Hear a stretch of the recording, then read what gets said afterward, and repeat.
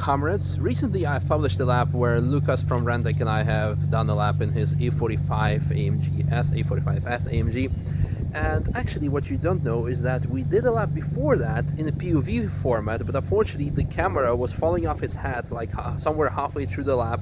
But after comparing these two, I still would like to share the POV one because there's a couple of, well, interesting moments still when the camera was stuck right on his head, which is like the second half a lap and the first half between, except for the middle one, and also some interesting information which was not published, which we forgot to mention, so to say, in the video that you already seen. So enjoy, but just a quick disclaimer, yeah, the footage might be shaky, like between foxhole, so to say, up until like almost Garden, but you'll see it for yourself. Enjoy the ride.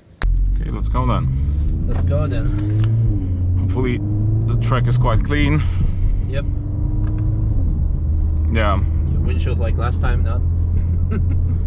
Well, you're driving a lot, so it's a very good indicator. Yeah, I already tried to clean it with the wipers, but it doesn't work, so yeah. Let's see. So what's done to this so far? Actually not so much yet.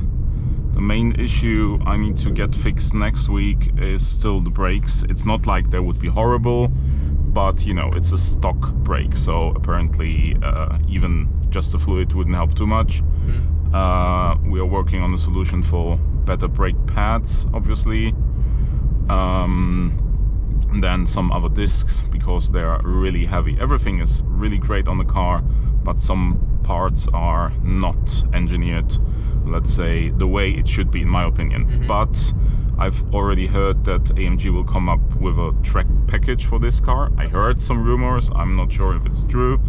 At least they already made a Trofeo tire especially for this car. Okay.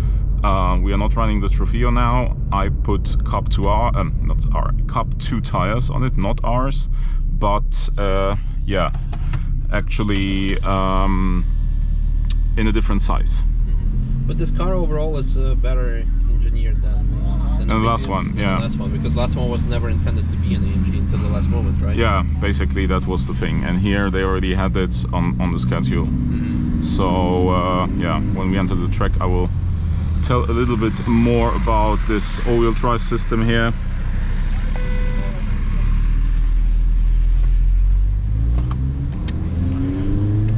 Even as a passenger, I think you may be able to feel it, that when you sometimes exit a corner, the car will get, it's not more than 50-50 actually. Mm-hmm. But since the diff is a twin diff in the back, it's really proper torque vectoring. Okay. So when you drive like this, it's a normal all-wheel drive car, nothing special.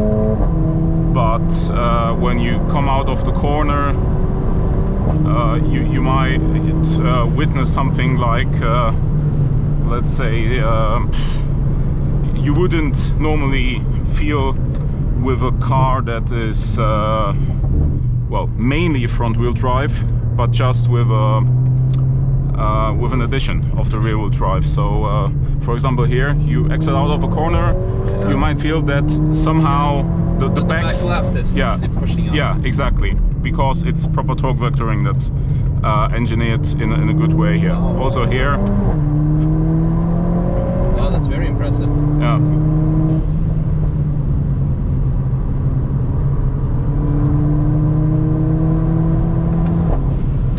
We are still running stock dampers. The scrubbing here and there is coming from the wider tires we are running, so yeah, you know, mm-hmm. how it is on track tools. Yeah. You have to find the spot where it is rubbing actually, and then fix this. Yeah, but I'm very impressed by the handling. Like, for an all-wheel drive car, this is incredible. Wow. And the way it's coming out of the corners. Yeah. It's much better than the last one, obviously. Oh, yeah, of course.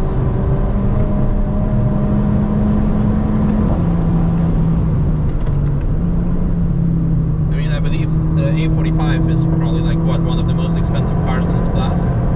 Yeah, it's really expensive. But so from my experience now, what I'm feeling, I think it's worth it. Wow. we are just running a mild map on the car for now. The suspension is still quite soft, you can feel it. It should be a little firmer, but as you know best, obviously it's not like on the Nordschleife this wouldn't help here and there. So we even are already running slightly firmer springs. Yeah. Because it was even softer from the factory. But it's holding, you know. You have really good grip everywhere. I can't say that the car is, even here, it's very stable. But I am very positive that if we install a proper suspension on the car, like something maybe from Öhlins or a Bilstein Club Sport, let's see, this thing will be probably a weapon. Oh, yeah. But we need to fix the brakes. That's one of the even more important things to get done. Yeah, but after that you also need to see if like all the other systems of the car are going to work with the new suspension. Yeah.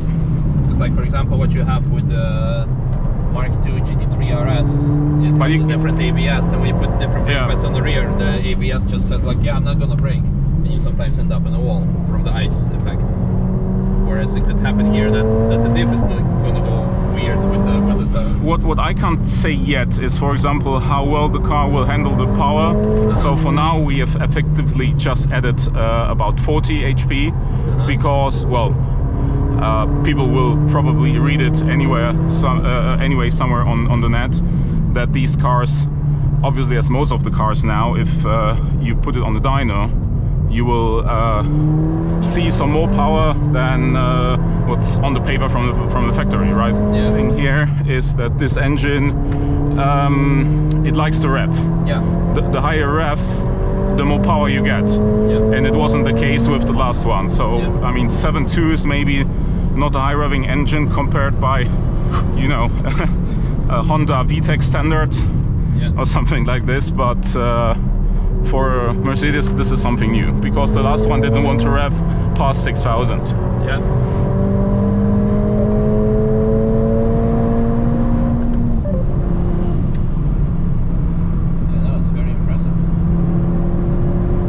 This morning I had 2 laps, and I was really able to follow some GT3 RS MK1 901. I mean, apparently this 911 would be faster, but in this specific case the guys were, let's say, oh, what happened here? He went off the track.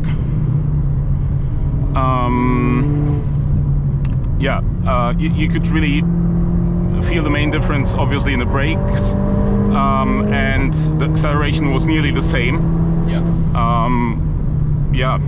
And even the corner speed was not so bad. We are running 255 tires around, 245 is stock, so only slightly bigger.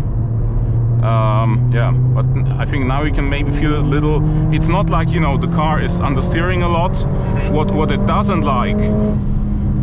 GTR coming, we let him pass. I know this guy.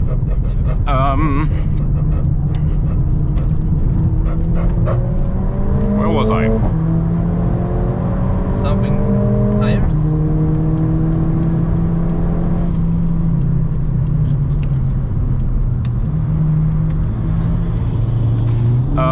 Now I've been distracted. What did I want to say? I also forgot again. No, I was talking. So distracting. Yeah, I was talking about the tires now on the car. Yeah. The understeer. The understeer. Yeah. What the car doesn't like is basically when you brake into the corner too like, you know, when you brake into the corner and put too much weight in the front, then it will understeer, for example, like this. Yeah. So let these guys pass.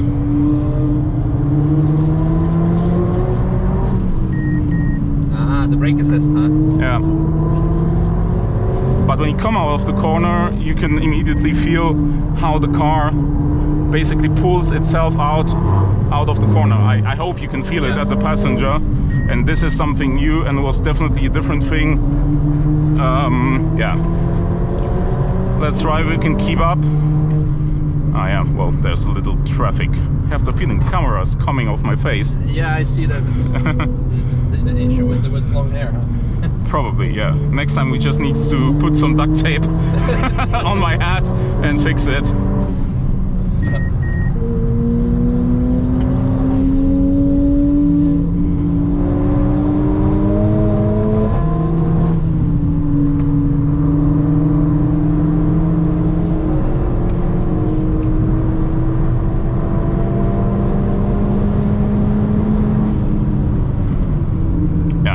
Stock brakes, that's the main issue with the car. It would be much more fun and much faster if I had better brakes on it.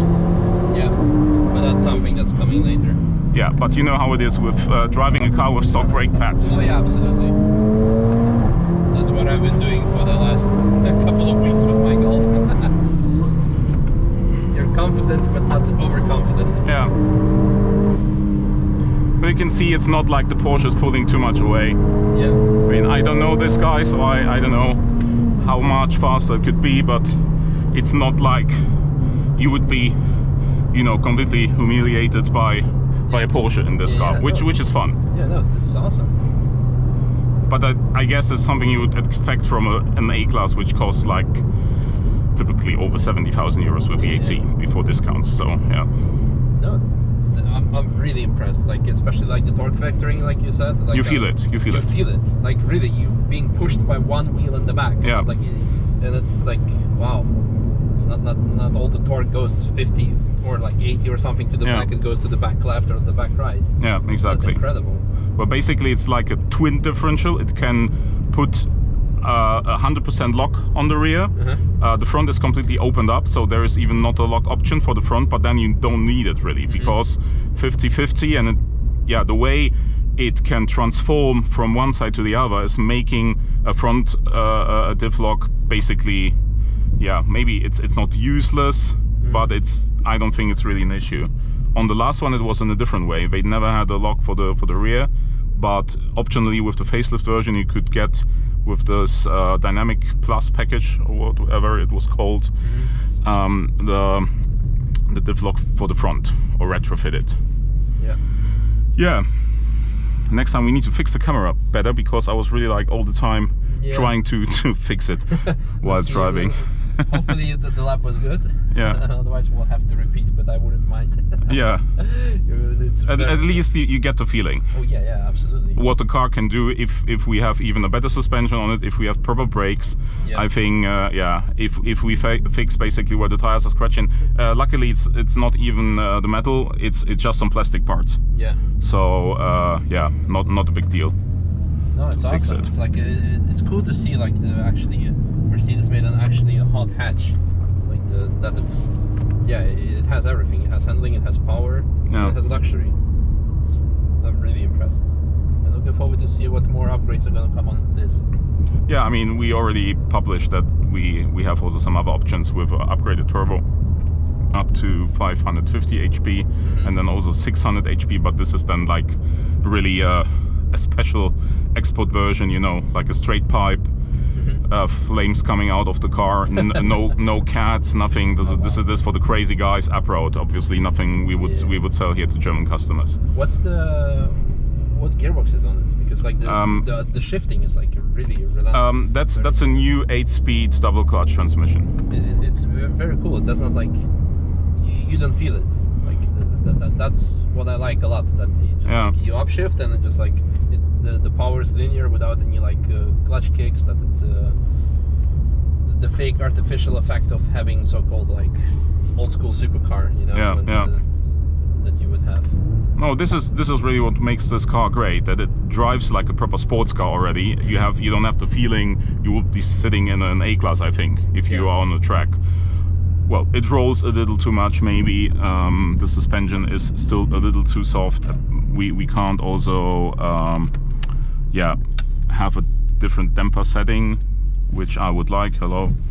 But this is something that will come later, obviously. Well, excited to see it. Thank you one more time for the lap, and I guess. Oh, what does it want? Oh. It's not in P. It's not in P. Okay. Yeah. I guess I would say maybe proceeds of this video are gonna go to like World Nature Fund for the bunnies, but yeah, why not? Yeah. Why not? But Thanks a lot, and see you next time.